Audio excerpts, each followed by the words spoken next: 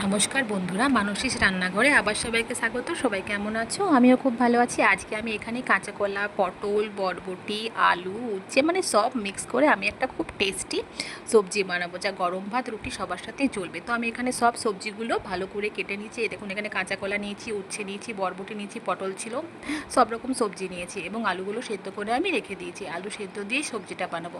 এখানে কড়াইয়ে তেল চাপিয়েছি, সর্ষের তেল খুব ভালোভাবে গরম করে হলুদ আর নুন নিয়েছি একটু মতন করে। এরপর কাঁচা কলাগুলো এখানে দিয়েছি এবং এগুলো খুব লাল লাল করে আমি ভেজে পরে তুলে নেব। এই সব সবজিগুলো আমি একবার করে সব ভাজবো এবং তারপরে আমি রান্নাটা করব।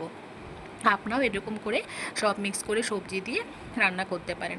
এখানে কাঁচা কলাগুলো আমি ভালো করে ভেজে নিয়ে তুলে রেখে দিলাম এবং কড়াইয়ের মধ্যে আবার ওই বড়ি এবং মূলো দিয়েছিলাম, মূলোগুলো ভেজে তুলে দিলাম।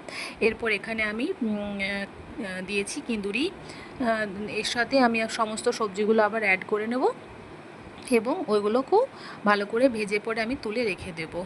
তো বেশি লাল লাল করার দরকার নেই, মিডিয়াম লাল লাল করলেই হবে। এরপর আমি এখানে দেখুন বরবটি আর পটল সব দিয়ে দিলাম, যা ছিল সব একেবারে দিয়ে পরে ভালো করে এগুলো ভেজে নিয়ে তুলে রেখে দেব। এরকম করে ভেজে ভেজে রান্না করলে রান্নাটা খেতেও খুব টেস্টি হয়। আপনারা অবশ্যই এরকম করে একবার ট্রাই করে দেখবেন বাড়িতে, গরম ভাতের সঙ্গে। আর মানে সত্যিকারই খুব ভালো লাগবে খেতে।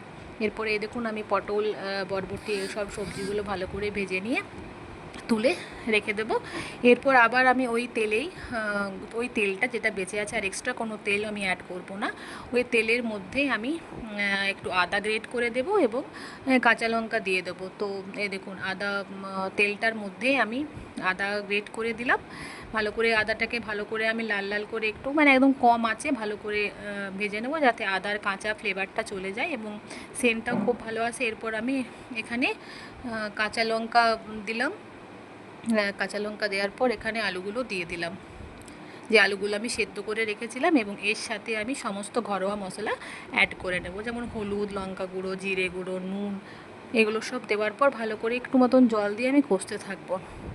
এরপর যখন কষা হয়ে যাবে তখন আমি সবজিগুলো সব অ্যাড করে দিলাম এবং এর সাথে আমি ওই সমস্ত ঘরোয়া মশলা সব আমি অ্যাড করে দিয়েছি। ভালোভাবে আমি একটু জল দিয়ে সমস্ত সবজিগুলো কষতে থাকবো। যেহেতু সবজিগুলো ভাজা আছে, অনেকটাই সেদ্ধ হয়ে গেছে, শুধু একটুক্ষণ সেদ্ধ করলে এটা হয়ে যাবে। তো আমি জল দিয়ে ভালোভাবে কষিয়ে নেব এবং ঢাকা দিয়ে ওই 5 থেকে 7 মিনিটের মতন মিডিয়াম আছে এটাকে একটু সেদ্ধ হতে দেব। এবং সেদ্ধ হয়ে গেলে আমার এই রেসিপিটা রেডি হয়ে যাবে।